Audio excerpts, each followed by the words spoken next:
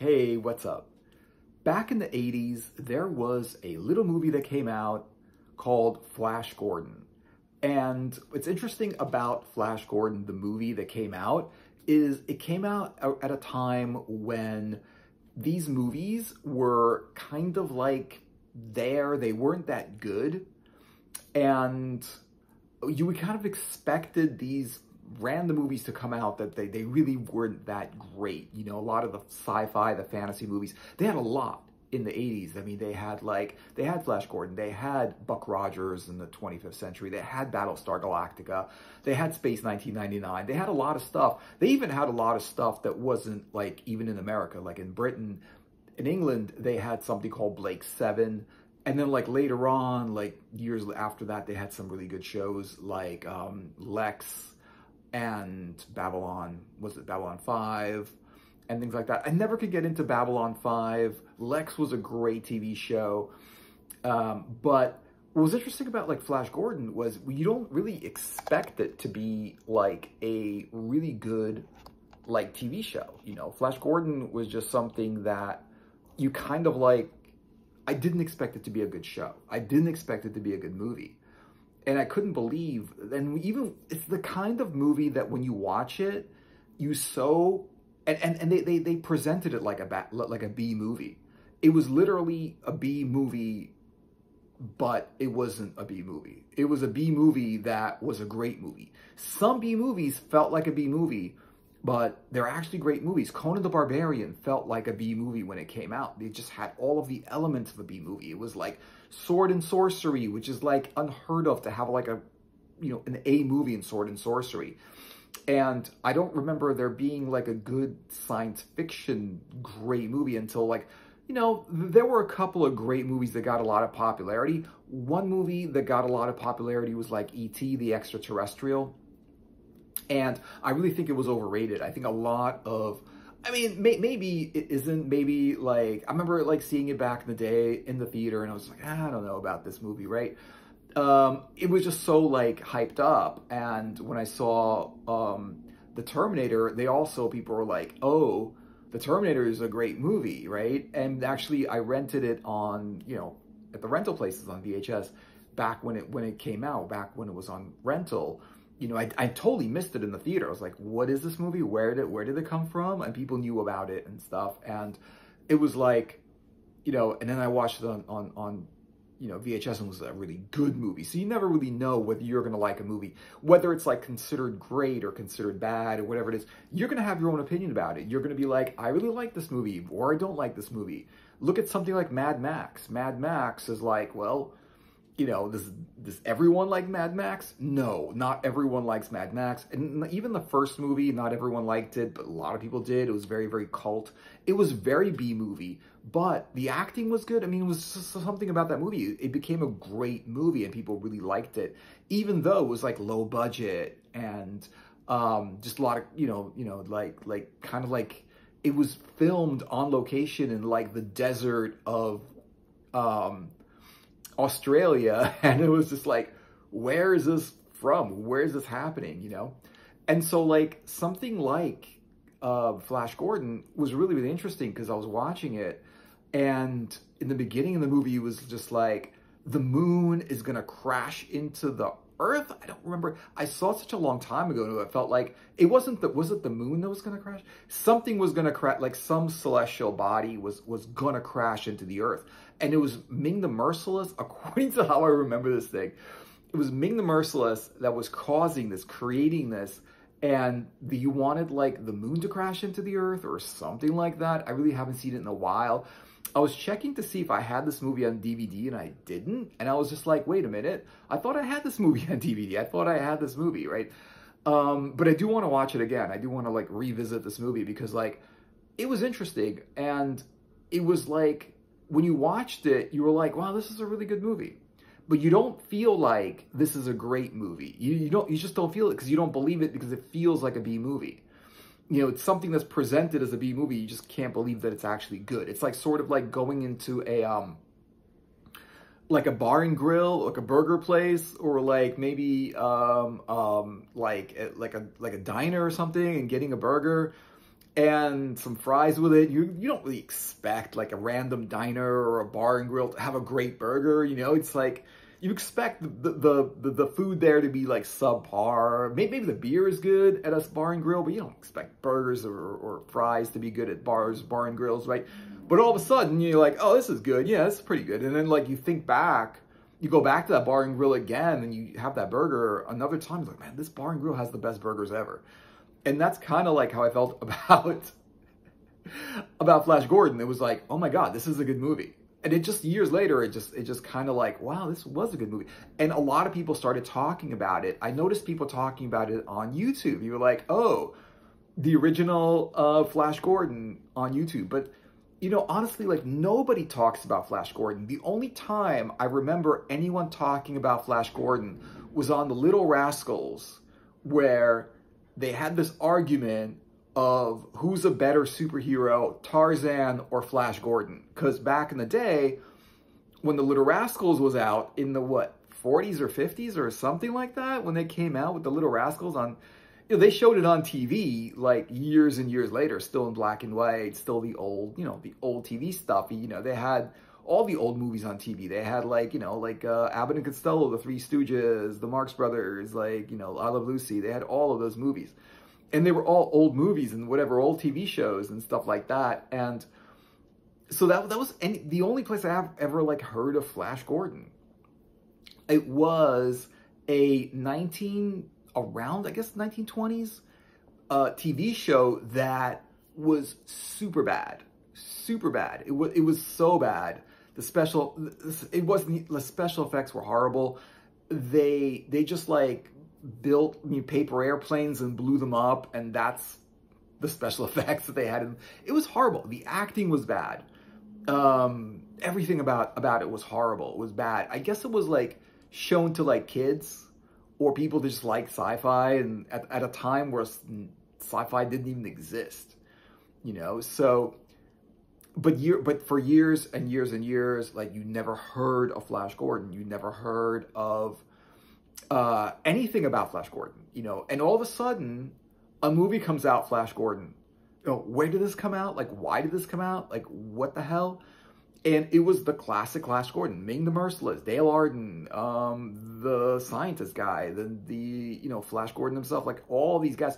It was well acted, well written. The special effects were good, you know, and the music was by Queen, which is amazing because I think every movie where the music is was by Queen, it's always has a great soundtrack. Because just Queen's a great band. You know, Queen's a great band, and they made a few soundtracks. They made a few soundtracks for movies. And why Queen would decide to put I mean, they were, at the time, the biggest rock band, one of the, like, top 10 biggest, most, you know, not only, like, one of the top 10 best rock bands in the world, but biggest. Like, no one didn't know who Queen was. You know, everyone, like, Queen, on the radio, they played, was it We Are the Champions, and all those songs are, like, the one where, right before We Are the Champions, like, what was that song before We Are the Champions? Is like, you know, Big Disgrace, whatever that song is, you know, and, you know, they had a great song. They had, you know, albums that sell millions of copies. They were the biggest band in the world. And they did the soundtrack for a movie called Flash Gordon. Were they paid a lot for it? I doubt it, because it wasn't a high-budget movie. You know, I can understand, like, some movies, like, were super high-budget, and, you know, they got a rock band to do a soundtrack. But at the time, no other rock bands were doing soundtracks for any movies, you know. And then all of a sudden, they got the biggest band in the world to make a soundtrack for something that was, like, arguably or, like, generally, like, a B-like movie. Even though it was a good movie, it was still like a B movie. It was still not high budget. It was still kind of low budget, and the music that they put in it was, like, top-notch grade A music. In fact, I would say, like, you know, anyone that loves Queen, like a fan of Queen, watch Flash Gordon, because the soundtrack is great. you know, and then they even now have, you could still buy the CD or, you know, or the record, the vinyl for the soundtrack of Flash Gordon by Queen. It's like in the Queen section, you know, all the Queen albums, and then it's going to be like soundtrack of Flash Gordon. You know, it's one reason why you would like, people would hear about Flash Gordon who don't even like superheroes or Flash Gordon or not interested in Flash Gordon. They would hear about it because they like Queen.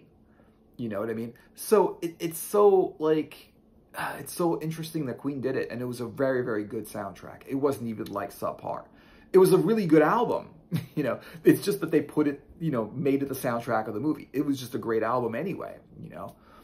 And so they had all of the elements there, you know, Ming the Merciless. Ming the Merciless, who was just the makeup and the costumes of all of the characters, including Ming the Merciless, was perfect. He was cast. He was very, very convincing.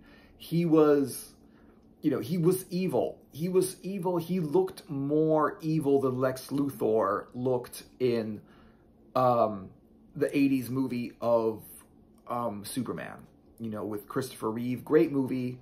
Christopher Reeve played, he was the first Superman, and I don't know, I think I liked him as his Superman more than I liked any other Superman. I really didn't watch too much of the other Supermans. I watched Superman versus Batman. I think I saw that movie.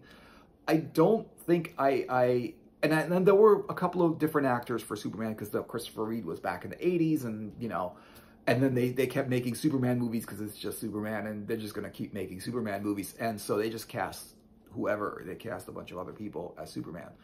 And, you know, I'm sure a lot of people love the other guys or whatever, but I thought that Christopher Reeve, he did a whole bunch of Superman movies. The first, like, few. The first one. The second one was great, you know, with the way they had the second one done with, like, the evil, you know, villains of Krypton and whatever was in there and stuff like that. The second Superman was great. And then they did a few more, like the third and the fourth and fifth. I think there was like a fifth. And it was just, they just got worse and worse because they're just going to keep making them. And they had no inspiration to do it, no idea about how to make another Superman movie. Even though there are so many Superman comics, all you have to do is just take one of those comics and, like, find one of the best comics, Superman comics, and just make that into a movie. You know, like, done. You know, like, comic book people would watch it, and, you know, movie people would watch it. So, and so, like, and so it was weird, because at the time, when Flash Gordon came out, superhero movies were big. But Superman came out, Batman didn't come out. Batman was still like a TV show at the time. Batman only came out, like, later. They started making Batman movies. They weren't making them at the time. I don't think there were any Batman movies. They made, interestingly enough, they made a very, very interesting He-Man movie. And the He-Man movie, I think, also was I really did think that the He-Man movie was better than the cartoon. I just wasn't into the cartoon. I wasn't into the He-Man movie, you know, the He-Man, the cartoon, whatever it was, but they made a decent He-Man movie. And so, but the Flash Gordon, it's something interesting that happened to it, where you would watch a movie that maybe wasn't the best movie in the world. Maybe it wasn't made the best in the world, but it was so convincing, and so it was well done for what it was. The actors were good. They were convincing. They really played their roles, you know. The fights between, that they got into, like between Flash Gordon and all of the other evil villains. And it felt like the entire world that Ming the Merciless lived in, his whole empire, was just evil. Like, everybody was evil. And then at the end of the movie, they became good. There was the guy with the wings, and there was the guy with the kind of, like, lived in the jungle, like in the forest and whatever. There was that guy. There was, like, Ming's daughter who had a crush on, like, Flash Gordon, but she was evil, and she wanted, like, you know, she was as evil as Ming was, but Ming would, like, you know, he wanted to, like, execute his own daughter. He was so evil, you know? And so they took something where it really wasn't even that popular, and they were like, Flash Gordon the movie. And it came out of nowhere. And they made a lot worse than that. I mean, they've made a lot worse movies than Flash Gordon. They made something called, they made like the movie of John Connor and like The Princess of Mars, or John Connor of Mars. It was interesting because at the time I heard a lot about John Connor from people that liked the books, because the books of John Connor and Mars and The Princess of Mars, whatever, there was a lot of books about it. There was a lot of illustration about it. A lot of artists were doing like paintings of that subject matter of John Connor of Mars. A lot of fantasy artists were doing that. There were books that came out. I still have like a bunch of books, and I show them in a different videos that like, it was just like all Princess of Mars, all John Connor stuff. And it was such a vibe. It was such like, it was so many people like, they felt like it was the same thing that was kind of like coming out about Conan the Barbarian. You know, like it was very, very like, they both came out in the 50s. They were both like sci-fi and fantasy, Conan the Barbarian and Mars and John Connor. And it was sort of like the same kind of fans that like Conan liked John Connor and stuff like that. And so I just hear a lot about it. I'd see a lot of the art about mostly the Princess of Mars. They would do the art with her because she looked really good. She basically didn't wear anything except for jewelry. She just wore jewelry only, and that's kind of how she dressed. She was the Princess of Mars, and they didn't wear clothing. I mean, she didn't wear clothing. She just wore jewelry instead of clothing. And the jewelry kind of covered her up a little bit, but not too much. You know, it's still just jewelry, and she's kind of just walking around, you know, basically naked. And so like when I heard that, I was like, oh, they're making a movie about it. That sounds really, really cool. And so I saw the movie, and it was like, oh man. And I saw it, I didn't see it in the theater. I don't think I even knew that it was in the theater or whatever. I saw it on DVD, and because it came out like in the 2000s or something like that, right? And did I see it on DVD? I think I might have seen it on DVD. I might have actually rented it. No, I think I saw it on cable. I'm not even sure. Like, I think I saw it somewhere. I don't have the DVD, so I probably saw it on cable or something or whatever, maybe HBO or something. I don't remember. But it was a little bit of a letdown. It was a little bit of a letdown because it was like, it wasn't as good as the hype of it was before, and I hate that. I feel like if I didn't hear anything about this movie, didn't know anything about this movie, I just would have liked it more than hearing like, oh, this character is great, and they should make a movie about him, and they finally did make a movie, and now they have a movie. And it was a good movie. But, you know, it's like sort of like saying, you know, what condition is the product that you're buying? Is it in good condition, or is it in very good condition? And it's like, if you just get something in good condition, it's just like, well, it's not very good condition, you know, but it's in good condition, you know. It's not in that bad of a condition. So that's what I felt about that. It wasn't that bad of a movie. But with Flash Gordon, it was just, and I couldn't believe it. And it's so weird that like, I remember like watching and I was like, okay, it was a good movie, right? But what's weird about it, it's one of these movies that like years later, people are still talking about. I felt the same way with Conan the Barbarian. I felt it was a good movie. And I thought, wow, I really like this movie. It was a very, very good movie. But then I remember like going to see like Conan the Destroyer, because I saw Conan the Barbarian. What was it? I think I saw it on, probably rented it or something. Yeah, I probably rented it. Or it was on HBO or something like that when it came out. And so, and then I'm like, I watched Conan the Destroyer and I was like, oh, this definitely wasn't as good as the first one. And, you know, and also like if they're looking, they don't know what movie to make right now. Like Hollywood or whoever's making movies, they don't know what movie to make. But, you know, like Flash Gordon, why not make another Flash Gordon movie? The first one worked. And on top of that, the first one wasn't so good that the second one will look bad next to it. Sometimes sequels work out and sometimes sequels don't. You know, the second Superman movie was good. The second Terminator movie was good. The second Matrix movie was good. All of the Batman movies were good. You know, the second one was good. A lot of second movies are good. I mean, I haven't watched a lot of the Harry Potter movies, but I know the second one was good. Lord of the Rings, all three of them were great. I mean, I haven't seen, God, I really should watch. I have them on DVD, and I just haven't had a chance to see them. I saw some of it on TV, on some channel. It was on at some point.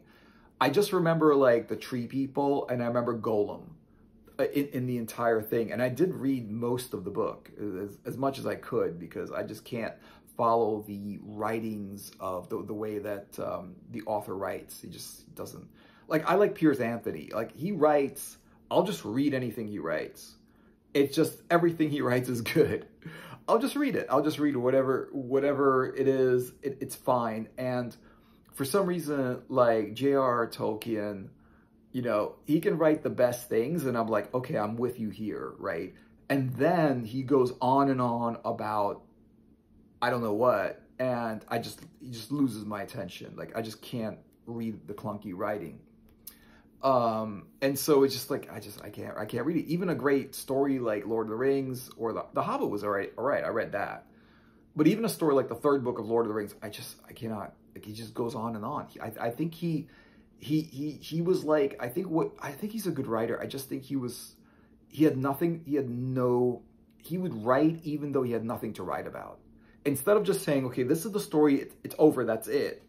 Here's a 200-page story that is just very, very good and about the story. No, let's make a 300-page book and make 100 pages about nothing, and 200 pages that's really good. And I guess, you know, for some people that like his writing, whatever, it's fine, but it just feel like that's what it is. Like, sometimes he's writing good stuff, and sometimes he's just writing about nothing, in my opinion. You know, just like, I just can't follow him. And after a while, it's just like, he lost me, you know. But I'm going to watch the movies, and then they're just really good movies. They're you know, all the big actors are in it and everything. And with Flash Gordon, there aren't they weren't big actors, but they were great. For some reason, like, the guy that played the Winged Man, there was one guy, he was big, he was kind of like big and you know, big and fat, right? And he was like, and he had this like club, and the club was like a mace, and he was like a spiked mace, you know, like, and then it had like a hook on the end of it. It was a really bad weapon. It was a big, heavy weapon, and the guy like wielded it, and he had these wings in the movie, right? And he would get it, you know, in some scenes he was fighting with other characters that were in the movie. He was just huge. I think that guy was an opera singer or something like that. I'm pretty sure that actor was in other movies. I know he was a pretty famous actor. He was a good actor, and he always kind of plays himself. He's one of these actors that doesn't play the role. He just plays himself, plays whoever he's supposed to be playing. And, you know, and I think he's a good actor. And I also think he sings opera or something like that. I'm pretty sure that he was, I don't remember, because I know he was in a couple of movies. I'd see him here and there. I think I saw him in a commercial, TV commercial, but I think he's an opera singer, or he just reminds you of like an opera singer or something like that, or whatever it is. And so, but Dale Arden, you know, she was a great Dale Arden. She was exactly who Dale Arden was supposed to be. She was cute, and she was the lead chick. She was the lead girl. She was the lead, you know, she was basically like, you know, Flash's girl, you know, and Flash was the sort of the football player, and she was the cheerleader. And even in the song, even in the songs that they played in the movie, and even in the movie, you know, when Flash was like, he was kind of fighting with the evil, like, Ming guards and whatever, and he was kind of being like a football, because he was a football player basically, and he used his skills of playing football to actually, you know, fight with the evil guards and, you know, Ming's minions and whatever it is.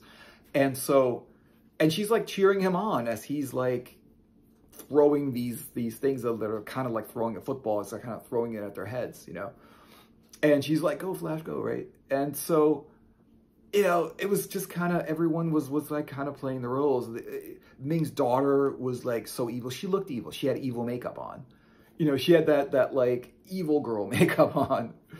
You know, and Ming had evil makeup on, and he was more evil than frickin' Lex Luthor. I mean, he looked more evil. He was more convincing to be evil. Lex Luthor, I don't think he's evil, of course, right? But he's not the king. He's not the emperor of the known universe. You know, he's never got any kind of power. He wants that power. He hasn't, you know, he wishes he had power. He doesn't. He keeps trying to get power, but he can't. Ming is in power. He is the evil emperor, you know. And so he's just more menacing. I mean, he's got to be more like intelligent and smart and also like sly to actually be an emperor rather than someone who's a wannabe freaking tyrant like Lex Luthor, who can never be freaking anyone because not only the Superman stopped Lex Luthor, but Lex Luthor's a regular guy. You know, anyone could stop Lex Luthor. Anyone with any kind of intelligence could stop him. He's just really smart and really evil. You know, there's nothing about him, but this guy actually has power. He's in power. He has minions. He has guards. He has soldiers. He has, you know, spaceships and planets and people and armies, right? He's more evil. And so, yeah, so this movie, it's so interesting that, like, they didn't make a movie like this for years and years, even though people knew who he was. I think there was a comic book.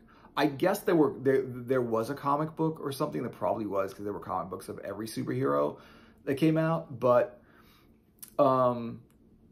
they just all of a sudden came out of nowhere and said Flash Gordon. I mean, they could have made, there were so many characters. I mean, now Marvel and DC is making a lot of movies about superheroes that are actually good, successful movies that they've never made before. Like the X-Men.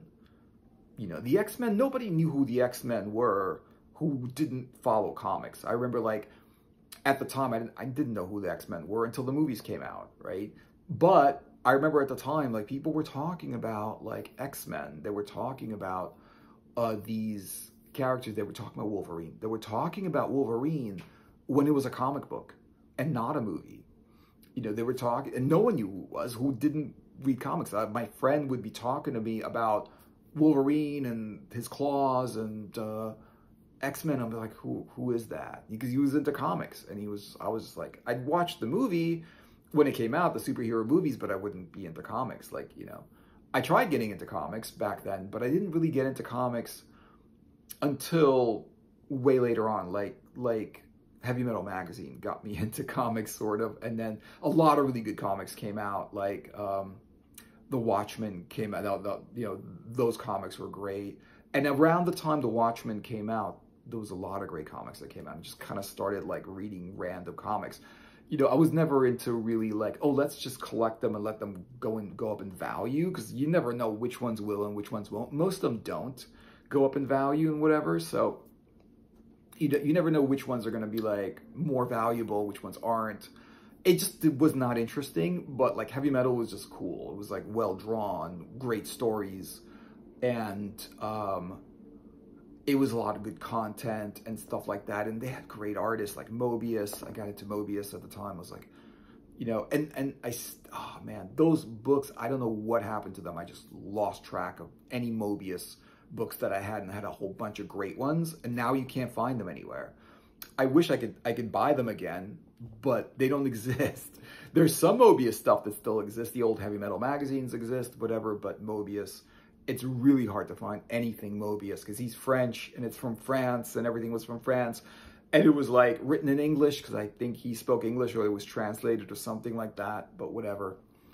And so, like, so that's the thing about it. It was like a B movie that people were like, I think when the people that made it were like, okay, it's okay that it's a B movie.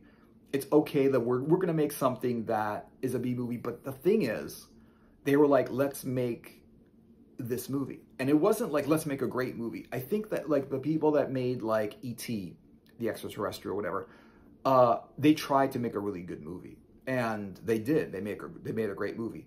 I think the Matrix, they tried to make a great movie. I think with the Terminator, they tried to make a great movie, and they made a great movie. But with this one, I feel like they were like, okay, let's just make Flash Gordon the movie for what it is. Who's going to watch it? I don't know, kids that like the comic book, you know? And all of a sudden, they cast it right. The soundtrack was great. The writing, they wrote a perfect, like, a great script. It's a great adventure, and it's like, it's according to what it's supposed to be. They didn't change it. They didn't be like, okay, we're going to change it and make it different for the audience. They were like, no, we're going to show the audience what Flash Gordon is. That movie introduced everyone to Flash Gordon. After that movie, everybody knew who Flash Gordon was because there was a movie about it. A good one that people watched. And I know that, like, to this day, there's probably a lot of people who've never seen Flash Gordon, the movie. It's just not popular. No one talks about it, no, you know, and I don't even have it on DVD. I thought I had this. I thought I had it, which means like I probably would have picked it up somewhere along the way if I saw it, and I haven't seen it. Like, I don't think it's not like a popular thing. It's not really around. So they did that, and they did the whole sci-fi thing good, and the special effects were not perfect, but for the time when they had like conventional, like practical special effects, not the whole computer stuff and whatever. Now they can do whatever they want with computers, but like back then you have to, like, you want a spaceship, you got to build a spaceship, and they're standing on a spaceship, literally, that, you know, shooting like cannons, like laser cannons from the spaceship that looked like, you know, they had to build a spaceship. They had to build something people can stand on and have cannons that shoot some kind of like plasma or something like lasers or some kind of like smoke coming out of it to make it look like a cannon that's shooting some kind of laser beam, you know. And so they had that, and then they had to get Queen to know what Flash Gordon was, because the music was made in such a way that the lyrics like explained what was happening, like savior of the universe, you know, Flash, oh, and it was sung in a way that was like sort of like celebrating Flash Gordon. So that means that like Freddie Mercury and the rest of the Queen members liked Flash Gordon or knew about Flash Gordon enough to make an album about it. And to get like Queen, who are already like rich rock stars, didn't need really any to make another, to make an album about Flash Gordon, decided that, I don't know how it worked. Did the people who was making the movie go to Queen and say, hey Queen, you know, make the soundtrack for this movie? And they made something which was not bogus. They weren't just like, okay, we'll just make up a album, let's write some lyrics, write some songs. They sang it with conviction. They sang a great album. They sang great songs to the point where, like, even now, like, maybe some people haven't watched Flash Gordon the movie, but they play it on the radio. They play the Queen Flash Gordon song on the radio. And it's probably a lot of people don't even know that's a soundtrack and not actually a Queen song. And just, they probably think, oh, it's a Queen song. It's a soundtrack from Flash Gordon. And amazing how the music was great. The special effects were great, even though they weren't high budget. And the actors weren't big time actors. They were people that basically, I think, except the guy that might have been a opera singer. That one I knew did some other work in other, like, he was an actor, he did other work in other projects and other movies. But all of the other ones, I've never seen them in any other movie ever before then or after that, you know. It was sort of like that was the only movie that they were kind of known for. And they did that, and the story was good, and it was an actual Flash Gordon story, not something bogus that just had the name Flash Gordon in it that they do a lot of the times now, you know. And it was because all of a sudden everything was right about it. You know, Queen wrote a kick-ass soundtrack because they felt it. They knew it mattered. They were like, we're going to write a great album for this movie. The actors, like, we're going to be actors in this movie. You know, the guy that played Ming was like, I'm going to be Ming. And Flash Gordon's like, I'm going to be Flash Gordon. And they knew who they were supposed to be. You know, and they weren't like, oh, this is bogus, this is bullshit, no one's gonna like believe it, I'm not convincing anyone, I'm not a good actor. They were like, no, we're taking, you know, this is who we are, this is the movie, we're doing this. We're making Flash Gordon. And they cared about it. They cared that they were making Flash Gordon the movie. You know, and the writing was good, and the music was good, and I think also what was great about it was the costumes and the set design. They took it, they did a really, really, really great job. The costumes looked great, you know, and the set design looked great, and all the different things, you know, just everything about it looked amazing. You know, and all of a sudden at the end of it, all of a sudden something that like kind of probably was campy and for kids, because you didn't really hear too much about it outside of the little rascals that were like arguing about who's better, Tarzan or Flash Gordon. And Tarzan was so popular, they made Tarzan TV shows and Tarzan movies and Tarzan cartoons. They made Tarzan everything. Tarzan, everybody knew who Tarzan was. You know, he would like, and the animals would like do whatever he said. You control the animals, command the animals, like in the jungle. Tarzan. Everybody knew Tarzan. Flash Gordon, like, is that even something? Like, I only knew who Flash Gordon was because of the Little Rascals. That's the only reason I knew who Flash Gordon was. I remember seeing it on the Little Rascals. I don't remember if it was ever like in a newspaper comic strip, or I never used to like really go to comic book stores back then because it was like, I don't know, maybe I was too young for comics at the time. Even though like a lot of kids were into comics, not anyone, only one kid that I know was really into comics, and nobody else I knew was into comics. We went to movies and stuff, but not comic books. It was a very, very niche. Not a lot of people that I knew what comics were until way later, until they became more popular. For example, like when Batman came out with Frank Miller's Batman came out, all of a sudden more people started getting into that because people knew who Batman was, and Frank Miller, he became super popular. You know, his Frank Miller comics, both Batman comics, were going for a lot of money. People were buying them just to sell them for a lot of money because they were going up in price. You know, and so yeah, and so there we go. The movie that somehow was great because people wanted to make a great movie, and they made it about something where a lot of other people, the way they handle it, might not have done so. Because look at something like John Carter of Mars. They just didn't do it. No one, it felt like people really didn't care about it. You know, yes, the woman that played the Princess of Mars was good, and John Carter was good, but so much about it was just like uninspired. You know, like, oh yeah, we're going to make this great movie, but we really don't care about it too much. We just want to do it and get it over with, you know? Whereas this one was somehow kaboom, bam, you know, it just blew up and it just exploded. And it was just like, bam, we have a great movie. Even though it's about Flash Gordon, and it wasn't, and it didn't make people think that Flash Gordon was great until the movie was done. And then people were like, oh yeah, this is good. You know, and it's the kind of movie you watch, you're like, oh, that's good. And then you're like, realize later on, it's like, oh, this is really, really good. You know, because even the people that were doing it didn't feel like it was going to be as good as it was. So thanks for watching, guys. Thank you. Hope you enjoyed the video.